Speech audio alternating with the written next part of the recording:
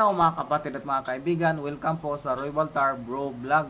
Dito po sa ating channel ay palagi po nating pinag-usapan ang Panginoong Diyos, hanap buhay at kalikasan. Sa araw na ito ay mayroon tayong babasahin na isang talata sa Biblia. Ito po ay matatagpuan po natin sa Mateo, Kabanata 5, Talata 9. Basahin na po natin. Pinagpala ang mga gumagawa ng paraan para sa kapayapaan, sapagkat sila ituturing na mga anak ng Diyos. Mga kapatid at mga kaibigan, yung gumagawa ng paraan para sa kapayapaan ay ituturing na mga anak ng Diyos.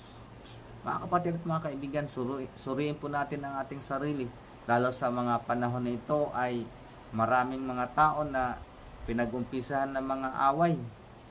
Kaya mga kapatid at mga kaibigan, suriin po natin kung mayroong mga nag-aalitan, mayroong nag-aaway, tayo yung gagawa ng paraan. Kung mayroon tayong magagawa, gawa nating paraan na magkaayos sila, hindi yung dudugtungan natin, susulsulan natin yung kabila, tapos lilipat naman tayo sa kabila. Yung sinasabi nila ngayon na marites, na imbento yung mga ganyan salita na hindi naman dapat ganon. Kaya mga kapatid at mga kaibigan, maging ambasador tayo ng kapayapaan, kasi napakarami na pong kaguluhan sa mundo kung dadagdag pa po tayo mga kapatid at mga kaibigan. Kaya tayo, lalo na tayo, kung tayo ay tumanggap sa ating Panginoong Jesucristo bilang Panginoong tagapagligtas, maging paraan tayo, maging daan tayo tungo sa kapayapaan. Kahit yung mga magkakapitbahay, mga ganon, iwasan na po natin yung mga salita na sinasabi sa kabila, lilipat naman sa kabila. Ang gagawin po natin, gumawa tayo ng paraan na magkaayos sila. Kasi yun ang gusto ng ating Panginoong Diyos, yung maging daan tayo para sa kapayapaan. Dahil ang sabi nga, ituturing tayo ng mga anak ng Diyos. Purihin ang ating Panginoong Diyos. At para naman po sa pa-shoutout, may nakalista po dito, babasahin ko lang ang ilan.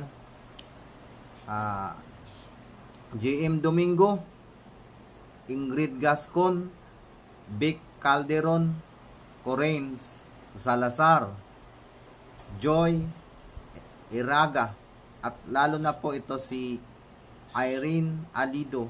Pagpalain ka ng Panginoon, Irene Alido, maging iyong pamilya, yung anak. At ganoon din po si Ronel Salazar, yung kanya anak si Romel Salazar, at ganoon din po yung kanyang asawa si Manilyn Salazar. Nakalimutan ko nga lang yung kanyang anak na babae. At ganoon din po